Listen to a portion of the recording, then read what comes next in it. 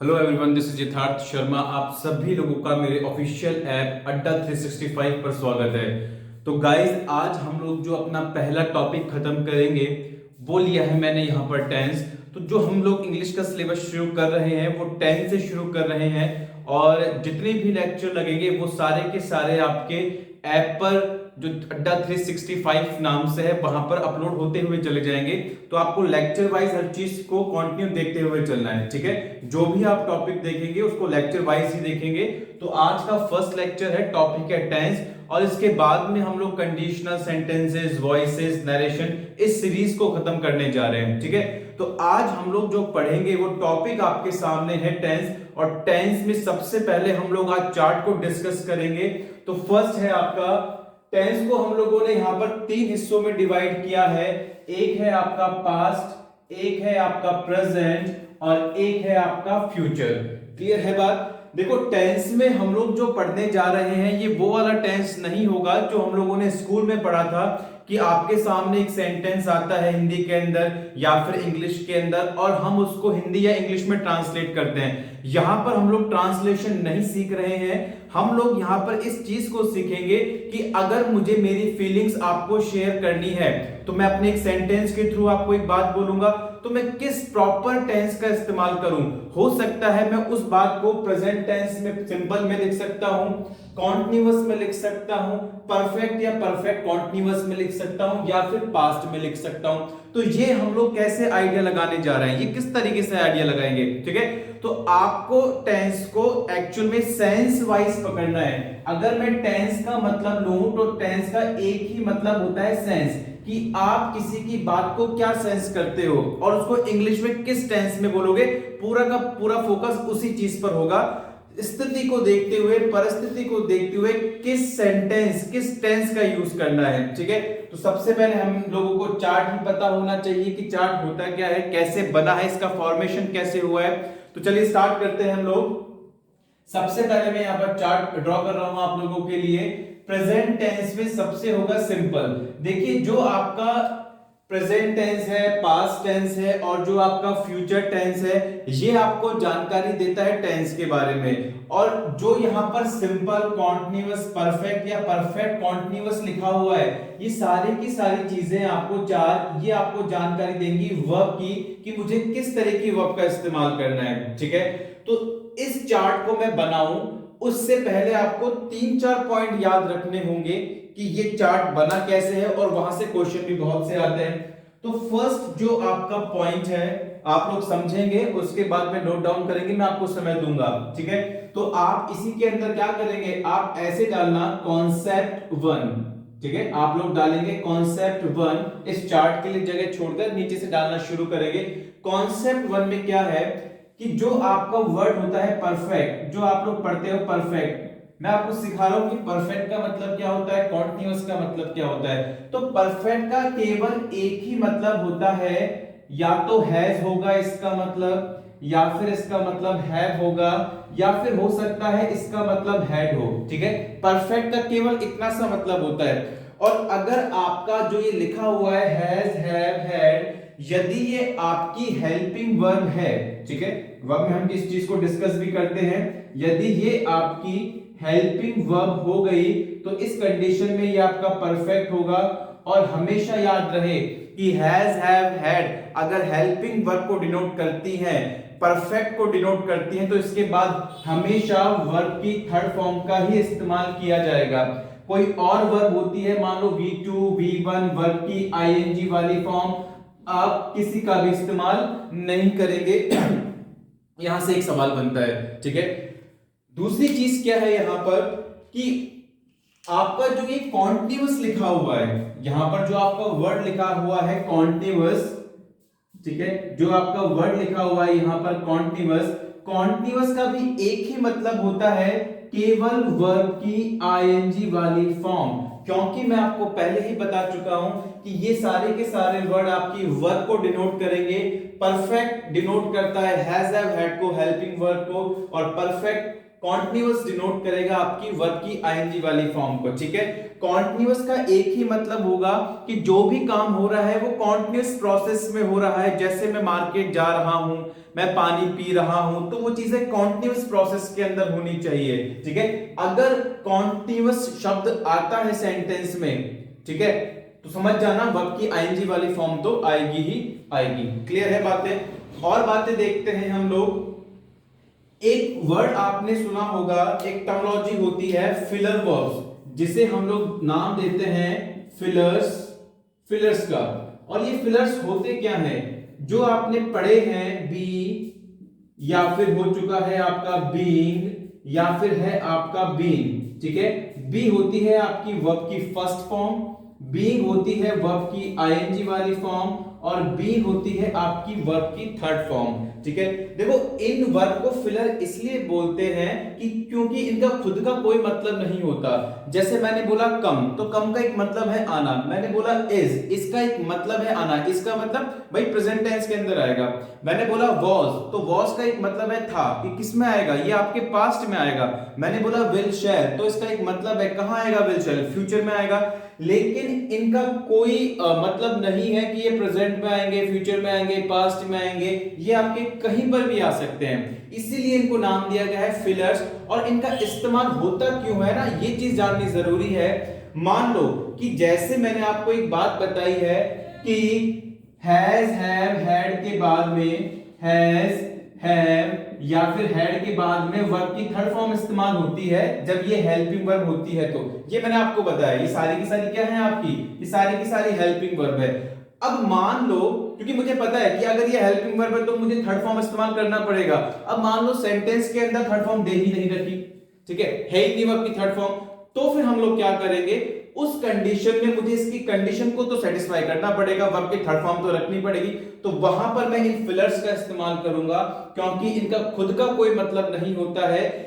तो हम लोगों का जो सेंटेंस होगा उसका मीनिंग चेंज नहीं होगा, क्योंकि इनका कोई मतलब नहीं है। बस ये सेंटेंस के अंदर जाकर उसको ग्रामेटिकली सही कर देंगे, ठीक है। तो फिर मैं क्या करूंगा? हैज, हैव, हैड के बाद में इसमें से वर्ब की थर्ड फॉर्म को इस्तेमाल कर दूंगा और यहां पर रख दूंगा बीन। तो मेरा काम चल गया कि मुझे हैज, हैव, हैड के बाद में क्या मिल गया? वर्ब की थर्ड फॉर्म मिल चुका है, ठीक है। और मैं आपसे एग्जांपल की बात करूं तो आप सभी लोग जानते हैं कि जो हमारा मॉडल होता है, ठीक है, जितने भी हमारे मॉडल्स होते हैं ये हमेशा अपने बाद वर्ब की फर्स्ट फॉर्म लेते हैं। चिंता ना करें, सारी की सारी चीजें आप लोग वर्ब के अंदर, मॉडल्स के अंदर अलग अलग टॉपिक के अंदर पढ़ेंगे। मॉडल्स हमेशा अपने बाद वर्ब की फर्स्ट फॉर्म लेते हैं, ठीक है। अब आपका जो मॉडल है, मान लो मैंने एक मॉडल लिया, मैंने ले लिया विल या फिर मैंने ले लिया शैल, ठीक है। अब आपको पता है कि भैया ये तो हमारे क्या है? ये तो हमारे मॉडल हैं। और जब ये हमारे मॉडल हैं तो फिर मुझे इसके बाद में वर्ब की फर्स्ट फॉर्म तो चाहिए ही चाहिए। अब मान लो कि वर्ब नहीं दे रखी, तो फिर मैं कहां से वर्ब लेके आऊंगा? उस कंडीशन में हम लोग फिलर्स का इस्तेमाल करेंगे। और फिलर्स में जो वर्ब की फर्स्ट फॉर्म बनती है वो बी बनती है, तो मैं विल शैल के बाद में किसका इस्तेमाल कर दूंगा? यहां पर बी का इस्तेमाल कर दूंगा और सेंटेंस को सही कर दूंगा। क्लियर है बातें? तो आप लोग सबसे पहले क्या नोट करेंगे? इस कॉन्सेप्ट 1 को नोट करो। इस कॉन्सेप्ट 1 में मैंने इन वर्ड्स के बारे में समझाया है कि भैया परफेक्ट का मतलब होता है हैज, हैव, हैड, जो हेल्पिंग वर्ब की तरह इस्तेमाल होती है, और इसके बाद में हमेशा वर्ब की थर्ड फॉर्म आएगी, ये नहीं आएंगी। दूसरी बात मैंने आपको उसके अंदर समझाया है कॉन्टिन्यूअस क्या होता है। कॉन्टिन्यूअस का मतलब होता है वर्ब की आईएनजी वाली फॉर्म। अगर कॉन्टिन्यूअस सेंटेंस है तो वर्ब की आईएनजी वाली फॉर्म तो आएगी ही आएगी, ठीक है। इस सारी बातों को आप धीरे धीरे करके जब क्वेश्चन कराना शुरू करूंगा ना, कम से कम 200 क्वेश्चन करेंगे हम लोग टेंस के ऊपर। शीट मिलेगी आपको, आपके स्टडी मटेरियल के अंदर पीडीएफ आएगी, ठीक है। उसको मैं सारे क्वेश्चंस को बोर्ड पर सॉल्व कराने जा रहा हूं। और तीसरी बात हम लोगों ने सीखी फिलर्स की। फिलर्स में क्या होता है? बी, बीइंग, बीन हमारे फिलर्स होते हैं। ये है वर्ब की थर्ड फॉर्म, ये है वर्ब की आईएनजी वाली फॉर्म, ये है वर्ब की फर्स्ट फॉर्म। आपके दिमाग में एक सवाल जरूर आ सकता है, सर आपने V1 तो बोल दिया, आपने आईएनजी तो बना दिया, थर्ड फॉर्म तो बना दी, लेकिन आपने वर्ब की सेकंड फॉर्म का इस्तेमाल नहीं किया। तो इसका जवाब ये है कि बी की सेकंड फॉर्म नहीं बनती है, और क्यों नहीं बनती है वो आपको इसी टॉपिक में समझ में आएगा, ठीक है। लेकिन थोड़ा सा इंतजार करना, आप खुद ही इसका जवाब दोगे कि अच्छा इसी कारण से नहीं बनती है इसकी वर्ब की सेकंड फॉर्म। तो बातें क्लियर है। और एक बात और कि मॉडल हमेशा अपने बात क्या लेता है? वर्ब की फर्स्ट फॉर्म लेता है। तो आप लोग इन बातों को नोट कर लीजिए। ये है आपका ए, ये है आपका बी, और ये है आपका सी, और ये है आपका डी। और इन हर पोर्शन से छोटे छोटे क्वेश्चन बनते हैं एग्जाम के अंदर, ठीक है। तो गाइस इसको नोट करो और उसके बाद मैं इस चार्ट को सिखाऊंगा, ये चार्ट बना कैसे है।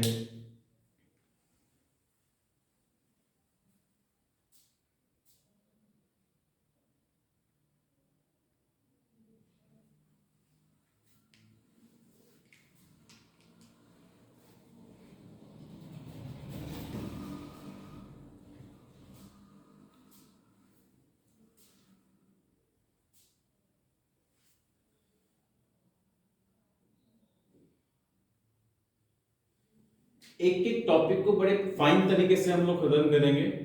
जैसे टेंस जितने भी लेक्चर में खत्म होगा, आप लोग देख सकते हैं यहाँ पर, ये आपका लेक्चर 1 है, ठीक है। और जितने भी लेक्चर लगेंगे, लेकिन जो मेरे टारगेट हैं वो मुझे पूरे करने हैं। अगर मुझे इसके ऊपर 150-200 क्वेश्चन करवाने हैं, एग्जाम के आए हुए क्वेश्चन, स्टेनो का हुआ, CHSL, CGL, CPO, किसी भी एग्जाम को, मैं CGL के लेवल तक ही लेकर जाऊंगा, आप लोगों को मेंस लेवल तक लेकर जाऊंगा। तो मेंस लेवल तक जितने भी क्वेश्चन एग्जाम में आए हुए हैं, अच्छे अच्छे क्वेश्चन, इजी से स्टार्ट करेंगे। बहुत मैंने बेसिक से स्टार्ट किया है, जीरो से स्टार्ट किया है, और मेंस लेवल तक हम लोग जाएंगे। प्रैक्टिस बहुत करनी पड़ेगी। अगर आपका ये वाला टॉपिक अच्छा हुआ ना, तो समझ जाना आपका कंडीशनल, वॉइसेस, नरेशन, हर चीज पर पकड़ बनेगी।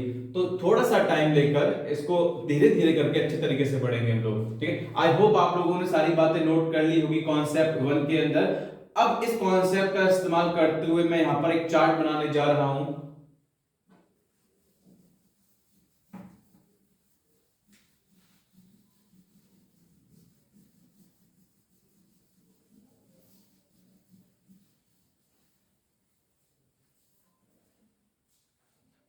चलिए मैं स्टार्ट करते हैं और आप लोगों से पूछूंगा भैया बना कैसे है, ठीक है।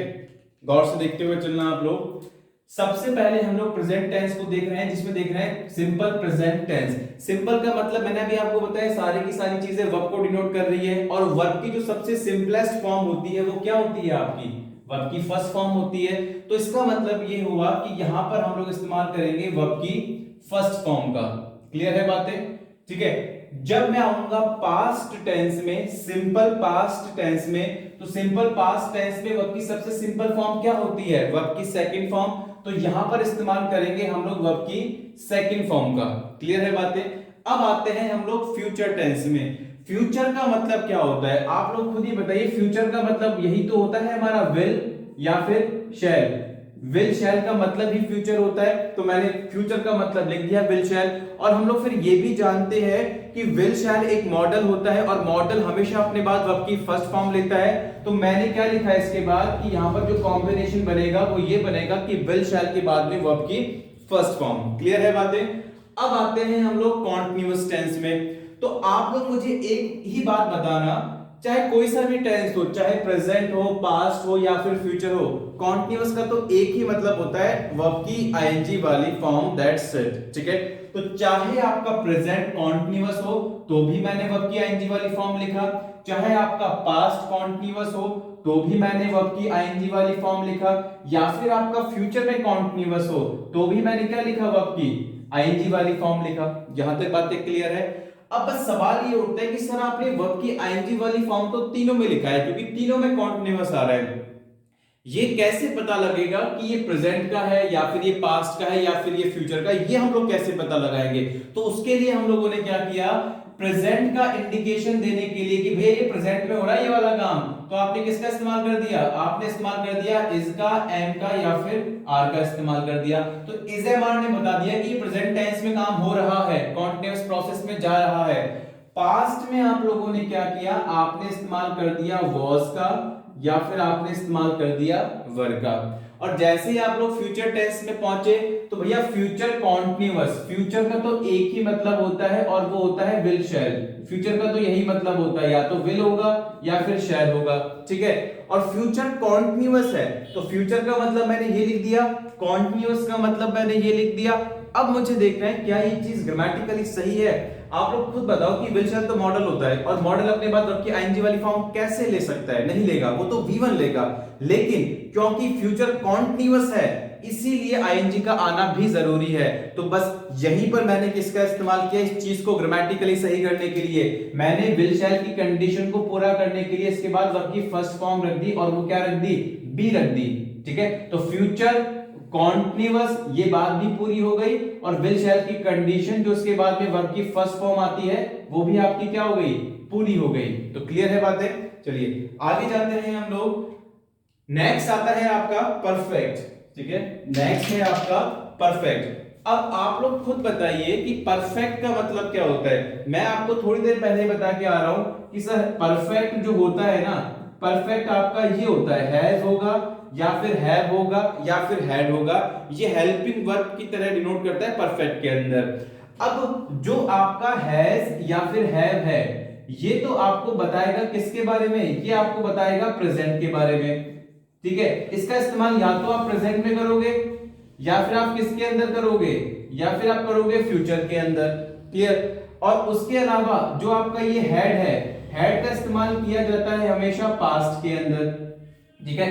देखो हैज हैव हैड से ना क्वेश्चन अच्छे अच्छे बनते हैं। मैंने आपको एक थीम बताई है केवल हैज हैव हैड की, जब उसका एक रूप हेल्पिंग वर्ब की तरह होता है, और जब वो हेल्पिंग वर्ब की तरह होता है तो वो परफेक्ट होता है। दूसरा रूप क्या है, दूसरा रूप है कि जब हैज हैव हैड एक मेन वर्ब की तरह काम करता है, ठीक है। उस कॉन्सेप्ट पर भी मैं बात करूंगा, टेंस के अंदर ही करूंगा, क्योंकि मैंने पीपीटी के अंदर जो आपको शीट करवाई जाएगी उसके अंदर मैंने क्वेश्चंस डाले हुए हैं उसके, ठीक है। तो उस कॉन्सेप्ट पर भी बात करेंगे, लेकिन फिलहाल अभी मेरा फोकस यहाँ पर इस चार्ट पर है। तो आपको याद रहे कि ये हेल्पिंग वर्ब जब है तो ये आपका बताएगा क्या चीज, प्रेजेंट या फ्यूचर, और जो हैड है वो क्या बताएगा, पास्ट बताएगा। जो अभी मैंने आपको मेन वर्ब की बात की है ना कि has have had main verb की तरह भी काम करता है, तो आप लोग केवल इतना याद रखना कि जब मेन वर्ब की तरह काम करता है तो आपका हैव होता है वर्ब की फर्स्ट फॉर्म, हैड होता है आपकी वर्ब की सेकंड फॉर्म, और हैड ही होता है आपकी वर्ब की थर्ड फॉर्म,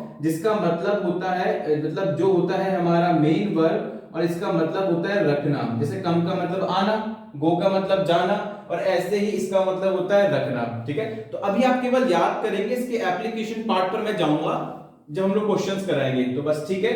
तो आपसे अगर ये कोई पूछे ना कि भैया हैज हैव हैड में अगर ये मैं मेन वर्ब की तरह इस्तेमाल कर रहा हूं तो वर्ब की फर्स्ट फॉर्म क्या होगी, तो आप लोग जवाब देना वर्ब की फर्स्ट फॉर्म सर हैव होगी।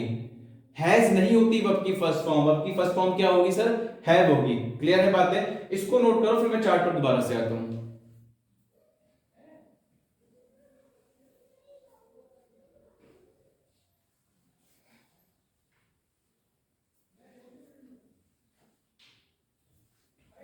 बस ये लिखना आप लोग कि भैया जो ये वाला पोर्शन है ना, ये वाला पोर्शन आपका मेन वर्ब की तरह काम कर रहा है, और वो है आपका हेल्पिंग वर्ब, ठीक है ना, वो पोर्शन अलग है आपका। और आपको जितनी बातें याद रखनी है फिलहाल अभी के हिसाब से, ठीक है, तो स्टेप बाय स्टेप चलते हुए चलना भाई। मेन वर्ब के लिए मैंने आपको केवल इतना सब बताया है कि जब मेन वर्ब की तरह काम करेगा तो इसका मतलब होता है रखना, और first form has have had की जो मेन वर्ब की फर्स्ट फॉर्म होगी वो होती है हैव, हैज नहीं होती है, ठीक है। मैं लिख देता हूं यहां पर क्या होगी, हैव होगी, हैज आपकी नहीं होगी वर्ब की फर्स्ट फॉर्म, ठीक है, क्लियर। चलिए रब करके से आगे बढ़ते हैं हम लोग।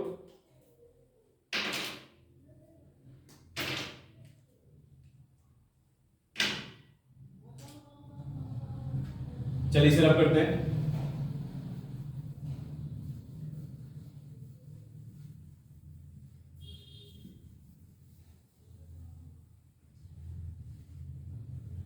नेक्स्ट देखिए आप लोग परफेक्ट पे आ रहे हैं, हम लोग प्रेजेंट टेंस के परफेक्ट पे आ रहे हैं यहां पर। अब परफेक्ट का तो मैंने आपको एक ही मतलब सिखाया कि भैया प्रेजेंट टेंस है और परफेक्ट प्रेजेंट टेंस है, ठीक है, प्रेजेंट परफेक्ट टेंस है। तो यहां पर मैं इस्तेमाल करूंगा हैज का, या फिर मैं इस्तेमाल करूंगा यहां पर हैव का। हैड का इस्तेमाल नहीं करूंगा, वो आता है पास्ट के अंदर, ठीक है। और हैज हैव हैड के बाद जो भी वर्ब आएगी वो हमेशा क्या होगी, आपकी वर्ब की थर्ड फॉर्म होगी। तो यहां पर हम लोगों ने वर्ब की थर्ड फॉर्म का जिक्र कर दिया। अब आते हैं पास्ट परफेक्ट पर। परफेक्ट का मतलब हैज हैव हैड, और जब पास्ट में बात करेंगे तो ये बन जाएगा आपका हैड, और हैड के बाद में अगर वर्ब की थर्ड फॉर्म आएगी तो वो थर्ड फॉर्म ही होगी, मतलब थर्ड फॉर्म आएगी, ठीक है। अब आते हैं हम लोग फ्यूचर परफेक्ट टेंस पर। अब देखो फ्यूचर भी आ रहा है और यहां पर परफेक्ट भी आ रहा है। तो फ्यूचर का तो मैंने मतलब लिख दिया कि भैया फ्यूचर का मतलब तो होता है विल शैल, तो मैंने वो तो यहां पर लिख दिया है, फ्यूचर का मतलब विल शैल, फ्यूचर परफेक्ट। अब आप लोग मुझे बताओ कि परफेक्ट का मतलब होता है हैज, हैव या फिर हैड, हैज होगा, हैव होगा या फिर हैड होगा। अब मैं यहां पर हैज लिखूं, हैव लिखूं या हैड लिखूं, आप खुद बताओ जरा।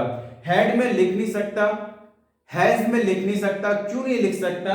क्योंकि विल शैल मॉडल होता है और उसके बाद में V1 आती है, और V1 के बारे में अभी आपको बताया कि हैव होती है हमारी V1, ठीक है। तो मैंने यहां पर किसका इस्तेमाल कर दिया? मैंने इस्तेमाल कर दिया यहां पर हैव का।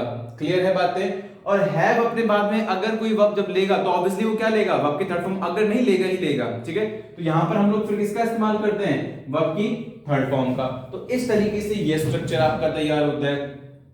नेक्स्ट आते हैं हम लोग present perfect continuous. Present perfect, present में परफेक्ट का मतलब होता है आपका हैज होगा या फिर हैव होगा। परफेक्ट कॉन्टिन्यूअस, अब मैंने परफेक्ट को तो लिख दिया, ठीक है, मैंने परफेक्ट को तो लिख दिया, यहां पर कॉन्टिन्यूअस को भी तो लिखना है। तो कॉन्टिन्यूअस का मतलब क्या होता है? वो तो एक ही मतलब होता है, कॉन्टिन्यूअस का मतलब होता है वर्ब की आईएनजी वाली फॉर्म, इसके अलावा कोई और मतलब नहीं होता है। तो हैज हैव के बाद में आ गया वर्ब की आईएनजी वाली फॉर्म, परफेक्ट कॉन्टिन्यूअस। अब आप लोग मुझे बताओ, क्या मैं हैज हैव के बाद में आईएनजी फॉर्म रख सकता हूं या केवल थर्ड फॉर्म ही है मेरे पास रखने के लिए? तो आपका आंसर बिल्कुल सही होगा कि सर इसके बाद तो थर्ड फॉर्म ही आ सकती है। अब मेरे पास जब आईएनजी है तो मैं थर्ड फॉर्म कहां से ला दूं? तो आईएनजी रख दी और इसका आना तो बनता है। तब मेरे पास फिलर्स हैं और वो है बी, बीइंग और बीइंग, ठीक है। और थर्ड फॉर्म इसके अंदर बनती है आपकी बीइंग। इसी कारण से हम लोग यहां पर किसका इस्तेमाल करते हैं? बीइंग का इस्तेमाल करते हैं। अब आते हैं past perfect continuous. Past perfect का एक ही मतलब और वो होता है आपका हैड, ये होता है past perfect. Past perfect continuous, continuous का एक ही मतलब होता है एंड दैट इज आईएनजी। अब मुझे इतना पता है कि हैड के बाद में आईएनजी तो आ नहीं सकता, इसी कारण से मैंने बीच में किसका जिक्र कर दिया? मैंने बीच में जिक्र कर दिया बीइंग का। क्लियर है? तो हैड की कंडीशन पूरी और परफेक्ट पास्ट परफेक्ट कॉन्टिन्यूअस की कंडीशन भी पूरी। अब आते हैं फ्यूचर परफेक्ट कॉन्टिन्यूअस पर। फ्यूचर का मतलब होता है विल शैल, फ्यूचर का मतलब क्या होता है? विल शैल परफेक्ट कॉन्टिन्यूअस, ठीक है। और विल शैल के बाद में परफेक्ट आ रहा है, फ्यूचर परफेक्ट। परफेक्ट का मतलब क्या होगा? हैज और हैड तो आ नहीं सकता, इसके बाद तो V1 आएगा। तो मैंने किसका इस्तेमाल कर दिया? मैंने इस्तेमाल कर दिया हैव का। तो फ्यूचर परफेक्ट और कॉन्टिन्यूअस, कॉन्टिन्यूअस का क्या मतलब? वर्ब की आईएनजी वाली फॉर्म। तो मैंने वर्ब की आईएनजी वाली फॉर्म का जिक्र कर दिया यहां पर। अब देखता हूं क्या चीजें सही जा रही हैं। तो मैंने क्या पाया कि भैया यहां पर सर विल शैल तो ठीक है, इसके बाद में हैव भी ठीक है कि V1 आता है, बट हैव के बाद में आईएनजी नहीं आ सकता, और आईएनजी तो आएगा क्योंकि कॉन्टिन्यूअस है। तो इसीलिए मैंने क्या किया, यहां इसके बीच में मैंने हैव के बाद में थर्ड फॉर्म का इस्तेमाल कर दिया और वो फिलर के रूप में क्या बनता है? बीइंग। तो ये स्ट्रक्चर हमारा तैयार हुआ फ्यूचर परफेक्ट कॉन्टिन्यूअस का। देखो ये चार्ट याद होना इसलिए जरूरी है पूरी समझ के साथ में, क्योंकि आपका वॉइसेस नरेशन में दोबारा से बोल रहा हूं इसी चीज पर डिपेंड करेगा। ये पूरा का पूरा चार्ट मैं दोबारा से बनाऊंगा कहां पर? जब मैं आपको वॉइसेस कराऊंगा, जब मैं आपको नरेशन कराऊंगा, लेकिन वहां पर मैं सीधे लिखूंगा, आपको ही समझाऊंगा नहीं कि ये चार्ट बना कैसे है। इंपॉर्टेंट चीज है कि ये चीज क्यों आ रही है, ये चीज क्यों आ रही है, यहाँ पर ये क्यों आया, ये चीज बहुत इंपॉर्टेंट है। वॉइसेस के अंदर बहुत इंपॉर्टेंट रोल प्ले करने वाली ये चीजें, ठीक है।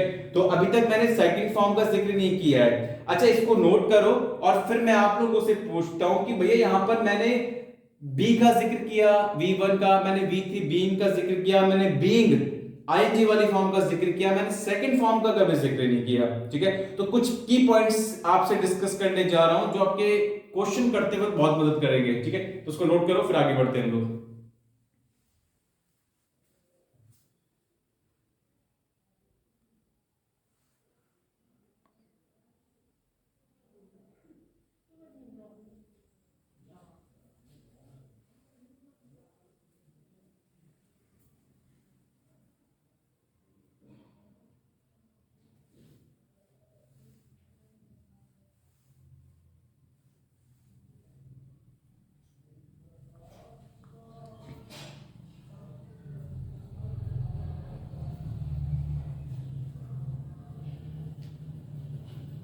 आई होप आप लोगों ने ये सभी पॉइंट्स नोट कर लिए होंगे, ठीक है।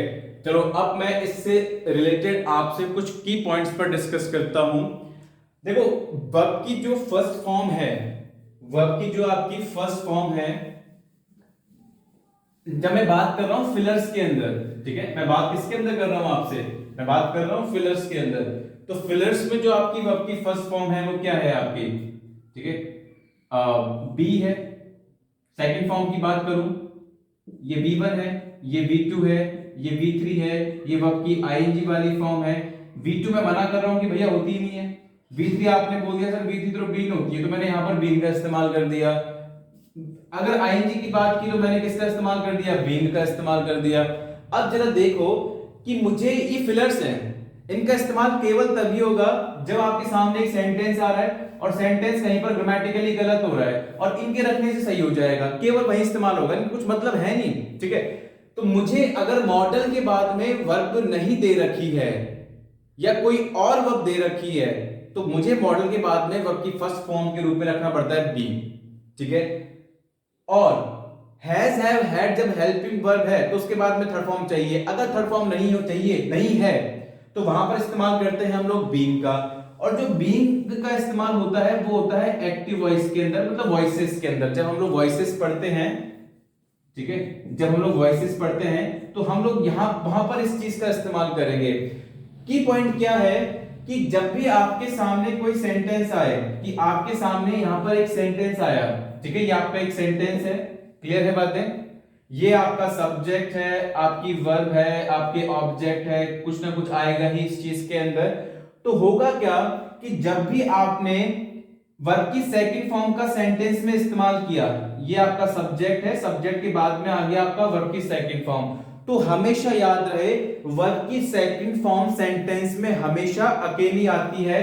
इसके पहले या इसके साथ में कभी भी किसी हेल्पिंग वर्ब का जिक्र मत कर देना। Is, am, are, was, were, has, have, had, be, being, been, किसी का इस्तेमाल नहीं करना है। वर्ब की सेकंड फॉर्म सेंटेंस में हमेशा अकेली आएगी।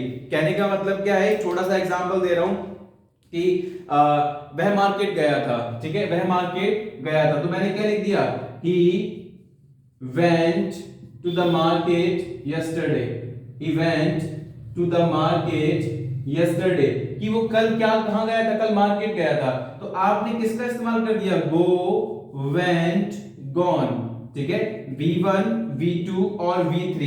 तो आपने यहां पर वर्ब की सेकंड फॉर्म का इस्तेमाल किया सिंपल पास्ट के अंदर। तो क्या आपने इससे पहले is, am, are, was, were, has, have, had कुछ रखा, नहीं रखा, क्यों, क्योंकि वर्ब की second form without helping verb आती है।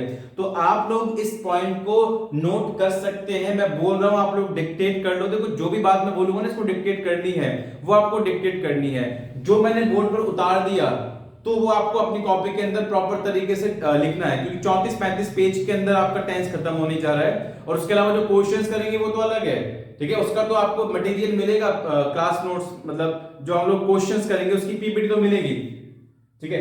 तो आप लोग लिख लीजिए इस बात को। मैं बोल रहा हूं वर्ब की सेकंड फॉर्म हमेशा अकेली आती है, वर्ब की सेकंड फॉर्म हमेशा अकेली आती है, वर्ब की सेकंड फॉर्म हमेशा अकेली आती है।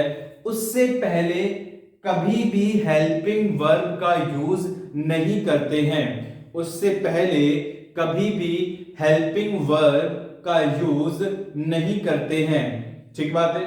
एक बात ये, दूसरी बात मुझे आप लोगों को क्या लिखवानी है कि मान लो कि सेंटेंस के अंदर आपकी वर्ब की थर्ड फॉर्म आ गई, ये आपका सब्जेक्ट है और यहां पर आ गई आपकी वर्ब की थर्ड फॉर्म। तो हमेशा याद रहे वर्ब की थर्ड फॉर्म कभी अकेली नहीं आएगी, चाहे सेंटेंस एक्टिव वॉइस में हो, चाहे पैसिव वॉइस में हो, किसी भी टेंस में लिखा हो, किसी भी, लेकिन वर्ब की थर्ड फॉर्म आपको हमेशा किसी ना किसी हेल्पिंग वर्ब के साथ में रखनी है, ठीक है। जब आप लोग वॉइसेस पढ़ोगे तो समझोगे इज, एम, आर, वॉज, वर भी आ जाता है। कुल मिलाकर यहां पर तो आपको इतना समझाना है मुझे कि वर्ब की थर्ड फॉर्म से पहले कोई ना कोई हेल्पिंग वर्ब तो आपको रखनी पड़ेगी। एज हो सकती है, एम हो सकता है, आर हो सकता है, वॉज हो सकता है, वर हो सकता है, या फिर हैज, हैव, हैड तो हो भी सकती है। कुल मिलाकर कोई ना कोई हेल्पिंग वर्ब तो आपको रखनी पड़ेगी। तो जब आपके सामने सेंटेंस आएगा ना, आपको कई बार पता नहीं लगेगा कि सेकंड फॉर्म है या थर्ड फॉर्म है, तो आप इसी बिहाफ पर आइडिया लगाओगे कि यार इससे पहले हेल्पिंग वर्ब दे रखी है ना, इसका मतलब ये थर्ड फॉर्म ही है, ठीक है, ये सेकंड फॉर्म नहीं है। और अगर हेल्पिंग वर्ब नहीं है तो आप आइडिया लगा पाओगे, अच्छा सेकंड फॉर्म हेल्पिंग वर्ब के साथ में नहीं आ रही तो इसका मतलब ये सेकंड फॉर्म ही है, और उस हिसाब से फिर गलती निकालोगे आप लोग, ठीक है। तो इस चीज को मैं यहां पर रब कर रहा हूं। अब देखो आगे की क्लासेस के अंदर हम लोग सब अभी से स्टार्ट कर देंगे तो वैसे चीजें तो हम लोग वैसे, लेकिन आप लोग क्या क्या पढ़ेंगे? अब हम लोग पढ़ेंगे सबसे पहले सिंपल प्रेजेंट टेंस, उसके बाद सिंपल प्रेजेंट टेंस पढ़ने के बाद कॉन्टिन्यूअस परफेक्ट, परफेक्ट कॉन्टिन्यूअस, तो पूरा प्रेजेंट टेंस खत्म करेंगे, ठीक है। देन हम लोग आएंगे अपने पास्ट टेंस पर, और प्रेजेंट टेंस खत्म करने के बाद क्या करेंगे, इस प्रेजेंट टेंस के ऊपर जितने भी क्वेश्चंस एग्जाम के अंदर आए हुए हैं वो पीपीटी के थ्रू हम लोग सॉल्व करेंगे, ठीक है। आप लोगों को स्टडी मटेरियल पर जो पीपीटी मिलेगी ना उसका प्रिंट आउट निकाल के रखिएगा, या फिर आप मोबाइल में भी यूज कर सकते हो, और प्रिंट आउट निकालने के बाद जो भी पीपीटी होगी उसकी क्वेश्चंस करना। मैं सारे, अगर 100 क्वेश्चन है उसके अंदर 50 क्वेश्चन है, 150 है, 200 है, इसके तकरीबन तकरीबन मान के चलिए 60-70 क्वेश्चन कराऊंगा मैं, ठीक है, केवल प्रेजेंट पर। तो 60-70 क्वेश्चन पूरे के पूरे व्हाइट बोर्ड पर होंगे, यहां पर एक एक क्वेश्चन सॉल्व होगा प्रॉपर तरीके से, क्योंकि सिलेबस में प्रॉपर तरीके से खत्म करूंगा हर टॉपिक को।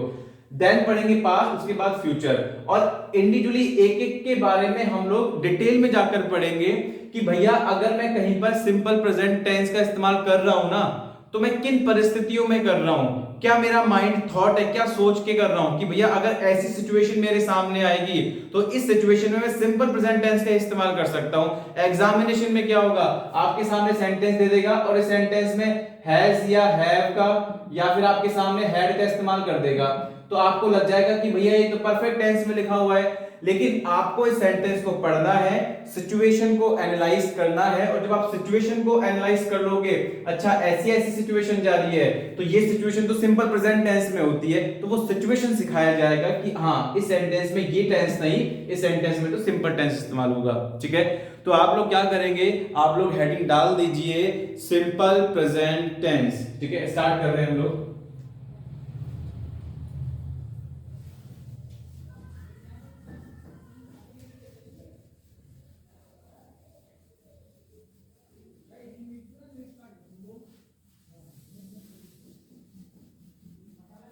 जिसको टेंस समझ में आ गया, ठीक है, उसके लिए तो बहुत आसान चीजें हो जाएंगी, लेकिन जिसको समझ में नहीं आएगा वो इसको रटता ही रह जाएगा कि बिफोर होगा, आफ्टर होगा तो ये टेंस का इस्तेमाल कर देंगे, उस टेंस का इस्तेमाल कर देंगे। नहीं, मैं आपको कुछ याद नहीं करवाऊंगा कि भैया ऐसा हो तो ऐसा कर देना, वैसा हो तो वैसा कर देना। मैं केवल थॉट प्रोसेस पर काम करूंगा कि सिचुएशन को कैसे एनालाइज करना है, और धीरे धीरे आप लोग समझते हुए चले जाओगे, आराम से, कोई दिक्कत नहीं आएगी। तो आप लोगों ने नोट कर दिया होगा, जो आपका फर्स्ट है वो है आपका सिंपल प्रेजेंट टेंस।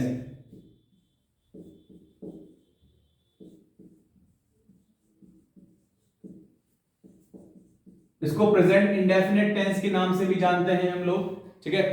तो दो पार्ट में इसको खत्म करेंगे। पहले पार्ट में जो डिस्कस करेंगे हम लोग इस्तेमाल करेंगे कि भैया सिंपल प्रेजेंट टेंस दिखने में कैसा होता है, इसका इंडिकेशन क्या होगा। तो सबसे पहले हम लोग बात करेंगे इंडिकेशन पर, सबसे पहले हम लोग बात करेंगे इंडिकेशन पर कि कैसे पता लगेगा, क्या चीज इंडिकेट करेगी कि सिंपल प्रेजेंट में लिखा हुआ है। और दूसरे पोर्शन में डिस्कस करेंगे हम लोग सिचुएशन पर कि कौन सी सिचुएशन में मुझे इस टेंस का इस्तेमाल करना है, ठीक है। इंपॉर्टेंट दोनों ही बातें हैं, ये भी है, लेकिन सवाल जो बनेगा वो यहां से बनेगा, ये तो आपको पता होना चाहिए, इसी के आधार पर आप पता लगाओगे, लेकिन सवाल वो यहां से पूछेगा, ठीक है। तो सबसे पहले मैं इंडिकेशन पर जा रहा हूं। तो इंडिकेशन के अंदर क्या है, आपको सेंटेंस में अगर वर्ब की फर्स्ट फॉर्म दिखती है तो समझ जाना आपका कौन सा टेंस है, सिंपल प्रेजेंट टेंस है। और हमेशा याद रहे, ठीक है, मैं बार बार इस बात का जिक्र करता हूं क्योंकि यहां सवाल बनता है, वर्ब की जो फर्स्ट फॉर्म होती है वो हमेशा प्लूरल होती है, और जैसे ही आप वर्ब की फर्स्ट फॉर्म में किसको जोड़ देते हैं, एस या ईएस को जोड़ देते हैं, तो ये बन जाती है आपकी सिंगुलर, ठीक है। ये क्या बन जाती है आपकी, ये आपकी सिंगुलर बन जाती है। जैसे कि वे मार्केट जाते हैं, वे का मतलब क्या हो जाएगा, दे। अब आपके सामने है गो या फिर goes to the market, to the market, कि वे मार्केट जाते हैं। और वर्ब हमेशा जो होती है वो सब्जेक्ट पर डिपेंड करती है, सब्जेक्ट के अनुसार आती है। वर्ब जो होती है वो हमेशा सब्जेक्ट पर डिपेंड करती है, सब्जेक्ट के अनुसार आती है। सब्जेक्ट प्लूरल तो वर्ब प्लूरल, सब्जेक्ट सिंगुलर तो आपकी वर्ब भी कैसी होती है, वर्ब भी आपकी सिंगुलर ही होती है, ठीक है। अब यहां पर आपने देखा कि भैया आपका जो सब्जेक्ट है वो तो कैसा है, आपका सब्जेक्ट तो प्लूरल है, तो आपकी वर्ब भी कैसी होनी चाहिए, आपकी वर्ब भी होनी चाहिए प्लूरल, ठीक है। और प्लूरल जो वर्ब होती है वो होती है V1, V1 के साथ एस या ईएस जोड़कर तो उसको सिंगुलर बना देते हैं, ठीक है। तो मैं यहां पर किस पर टिक कर दूंगा, मैं यहां पर टिक कर दूंगा गो पर, और गोज यहां पर क्या हो जाएगा, गलत हो जाएगा।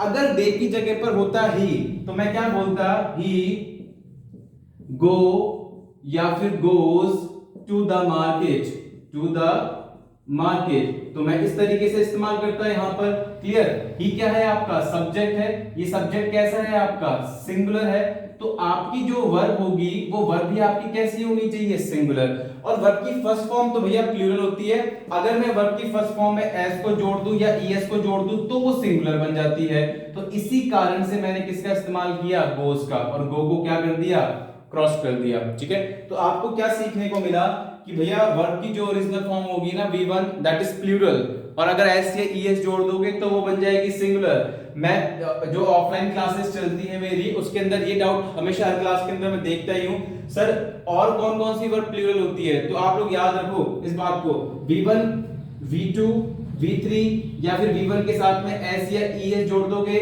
या फिर क्या बना दोगे, जरन बना दोगे, वर्ब की आईएनजी वाली फॉर्म, सॉरी जरन नहीं फिलहाल वो नाउन होता है, ठीक है। तो जो V1 होगी ये होती है प्लूरल, ठीक है, और V1 के साथ में एस या ईएस जोड़ दोगे तो ये होती है सिंगुलर।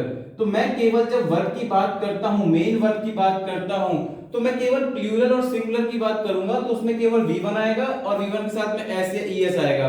कभी भी V1 और V1 के साथ एस या ईएस के अलावा अगर कोई दूसरी वर्ब है, जैसे V2 हो गई, V3 हो गई, या वर्ब की आईएनजी वाली फॉर्म हो गई, इनको प्लूरल सिंगुलर से कोई लेना देना नहीं है, ठीक है। इनको प्लूरल सिंगुलर से कोई लेना देना नहीं है, केवल V1 प्लूरल है और ये सिंगुलर है, उसके अलावा आप कभी ये जिक्र नहीं करोगे, कभी बात नहीं करोगे सर V2 या V3 या आईएनजी वाली फॉर्म ये प्लूरल होगी या सिंगुलर होगी, नहीं, ये कुछ नहीं होती, आपको तो केवल लिखनी है बस, ठीक है।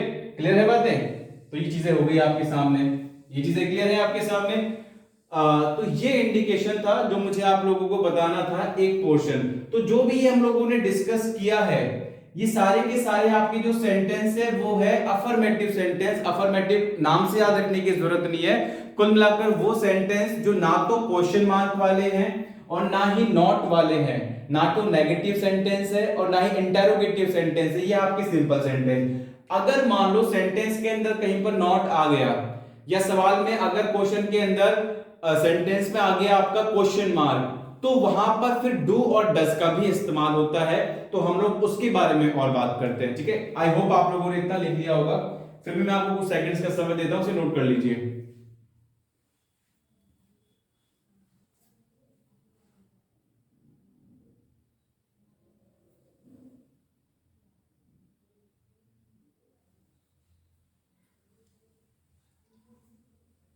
आज हम लोग इंडिकेशन को ही खत्म कर पाएंगे और कल से हम लोग आ जाएंगे सिचुएशन पर, ठीक है। डेली आपकी एक क्लास आएगी, अब आपकी क्लासेस शुरू हो चुकी हैं।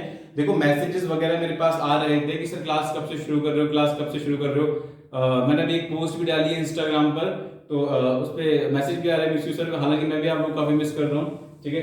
लेकिन जो मेरी जिम्मेदारी है कि मुझे सिलेबस खत्म कराना था, तो मैं उस चीज को कंटिन्यू कर रहा हूं। और पहला टॉपिक हम लोगों ने टेंस लिया है, तो जो भी कोई नया स्टूडेंट है, आप लोग सभी क्या करेंगे, इसको शेयर करना। जो भी नया स्टूडेंट है वो आराम से यहां से पढ़ सकता है, क्योंकि टेंस पहला टॉपिक होता है।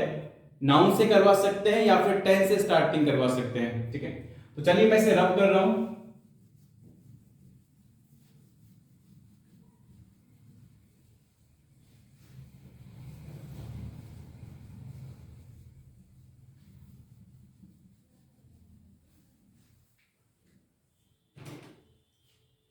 दूसरा है कि अगर आपका सेंटेंस नेगेटिव हुआ, ठीक है, या फिर आपका सेंटेंस इंटेरोगेटिव हुआ सिंपल प्रेजेंट टेंस के अंदर, या तो वो नेगेटिव हो सकता है या फिर आपका वो इंटेरोगेटिव सेंटेंस हो सकता है, ठीक है। तो आप इस कंडीशन में सिंपल प्रेजेंट टेंस के अंदर या तो डू का इस्तेमाल करेंगे या फिर आप डज का इस्तेमाल करेंगे। क्लियर है बातें।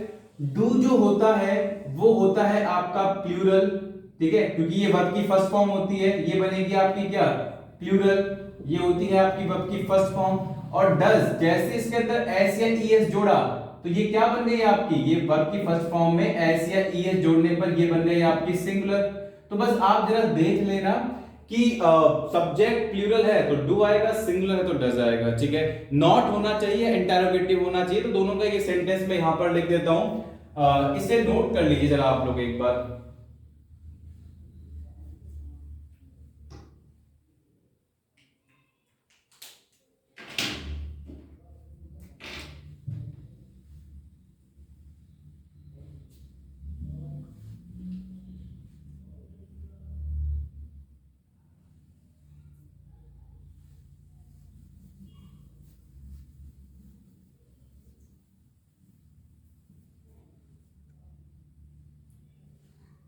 हाँ चलो सेंटेंस लिखते हैं हम लोग। हम लोगों ने लिखा है कि वह मार्केट जाता है, वे मार्केट जाते हैं, तो नहीं में कन्वर्ट कर दो या फिर इंटरोगेटिव सेंटेंस में कन्वर्ट कर दो, तो क्या बोलोगे, वह मार्केट नहीं जाता है। तो वह मतलब ही के बाद डू होगा या फिर डज होगा, क्योंकि नॉट आ रहा है तो डू या डज तो आएगा सिंपल प्रेजेंट में। ही डू या does not go to the market, वह मार्केट नहीं जाता है, ठीक है। अब आपने देखा कि भैया आपका जो सब्जेक्ट है वो यहां पर सिंगुलर है, तो आपकी वर्ब भी कैसी जानी चाहिए, यहां पर सिंगुलर जानी चाहिए। तो आपने किसका इस्तेमाल किया, यहां आपने इस्तेमाल किया क्योंकि सब्जेक्ट आपका सिंगुलर था, तो आपने वर्ब की फर्स्ट फॉर्म में एस या ईएस जोड़ा, तो आपने किसका इस्तेमाल किया, डज का इस्तेमाल किया। और एक बात और मुझे बतानी है कि भाई जब भी सेंटेंस में आपको ये चीज मिले ना, डू, डज या फिर डिड, यहां से भी सवाल बनता है। इनके बाद में यदि आपको कोई वर्ब रखनी है, ध्यान से सुनिएगा, इनके बाद में यदि आपको कोई वर्ब रखनी है तो वो हमेशा केवल और केवल V1 ही रखी जाती है, इसके अलावा कुछ और नहीं रखी जाती, ठीक है। कुछ की पॉइंट्स है जो हमें माइंड में रखने होते हैं कि डू, डिड या डज के बाद में जो भी वर्ब आएगी वो कैसी आएगी, वो आएगी आपकी V1, ठीक है। वो कैसी आएगी आपकी V1 ही आएगी, क्लियर। इसी कारण से डू या डज था ना, ये तो सिंगुलर क्यों आया, ये तो इसकी वजह से सिंगुलर आया। और यहां पर V1 क्यों आया, क्योंकि इसके बाद में जब भी कोई वर्ब आएगी तो वो कैसी आएगी आपकी V1, तो इस कारण से गो रखा। यहां पर वेंट होता या गॉन होता तो वो गलत हो जाता, ठीक है। अब ऐसे ही इस बात को अगर मैं लिख देता किसके अंदर, क्वेश्चन मार्क के अंदर, अभी तो ये नॉट वाला सेंटेंस था, अगर मैं इसको किस में लिख देता, मैं इसको क्वेश्चन पे लिख देता, तो फिर क्या लिखता, क्या वह मार्केट जाता है या फिर हाँ या ना, ठीक है। तो मैं क्या बोलता इस बात को, डू या फिर डज ही गोज, या फिर यहां पर भी मैं लिख देता हूं गो टू द मार्केट, ठीक है। और क्वेश्चन मार्क, क्वेश्चन मार्क का क्या मतलब होता है, क्वेश्चन मार्क का मतलब होता है कि सर पहले तो आपकी वर्ब रखी जाएगी और उसके बाद में आपका सब्जेक्ट रखा जाएगा, मतलब जो वर्ब होगी ना वो आपके सब्जेक्ट से पहले आएगी, इसका मतलब होता है क्वेश्चन मार्क, क्लियर है। तो यहां पर सवाल था, क्वेश्चन मार्क था कि क्या वह मार्केट जाता है, तो आपने देखा कि आपका सब्जेक्ट है ही, जो कि कैसा सब्जेक्ट है, ये सब्जेक्ट है आपका सिंगुलर, तो सब्जेक्ट सिंगुलर है तो आप लोगों ने इसके अकॉर्डिंग जो वर्ब आई है वो भी सिंगुलर रखनी है, तो आप किसका इस्तेमाल करोगे, डज का, तो डू यहां पर गलत। और डज या डू के बाद में, डज या फिर डू के बाद में, ये तो डज क्यों आया, ये तो ही की वजह से आया। और यहां पर गो क्यों आया, वो इसलिए आएगी, डू या डज के बाद में जब भी कोई वर्ब आएगी तो वो हमेशा क्या आएगी आपकी, V1 आएगी, क्लियर है बातें, ठीक है। दोबारा से बता रहा हूं, डू या डज तो ही के कारण से आया है कि भैया सब्जेक्ट सिंगुलर तो वर्ब सिंगुलर, तो डज का इस्तेमाल कर दिया। अब डू या डज के बाद में जब भी कोई पहली वर्ब आएगी तो वो हमेशा क्या आएगी आपकी, V1 आएगी, इस कारण से इसके बाद में आपने किसका इस्तेमाल किया, गो का इस्तेमाल किया, वर्ब की फर्स्ट फॉर्म का इस्तेमाल किया, गोस का इस्तेमाल नहीं किया। बातें क्लियर हैं, ठीक है। तो आई थिंक कॉन्सेप्ट देखो, हर चीज को जहां जहां से सवाल बनते हैं, क्योंकि 6 साल हो गए लगभग पढ़ाते पढ़ाते, KD campus, Paramount, Mothers, Mahindra, clear, अलग अलग स्टेट में पढ़ाया है, तो हमें आइडिया पूरा रहता है, मुखर्जी नगर पूरा आइडिया रहता है वहां पर कि कहां सवाल बनता है। तो एक एक की पॉइंट्स यहां पर क्लियर करे जा रहे हैं, हर चीज को समझना है, उसके बाद मेमोराइज करना है, और एप्लीकेशन पार्ट पर तो काफी सारे क्वेश्चन हम लोग करने जा रहे हैं जब सारे लेक्चर्स हमारे खत्म हो जाएंगे। तो आज हम लोगों ने यहां पर इंडिकेशन खत्म किए हैं। अगर ही की जगह पर दे होता तो मैं किसका इस्तेमाल करता, डू का इस्तेमाल करता, क्लियर। अगर यहां पर ही की जगह पर दे होता तो मैं किसका इस्तेमाल करता, डू का इस्तेमाल करता। तो इसे नोट कर लीजिए और फिर हम लोग आगे बढ़ते हैं।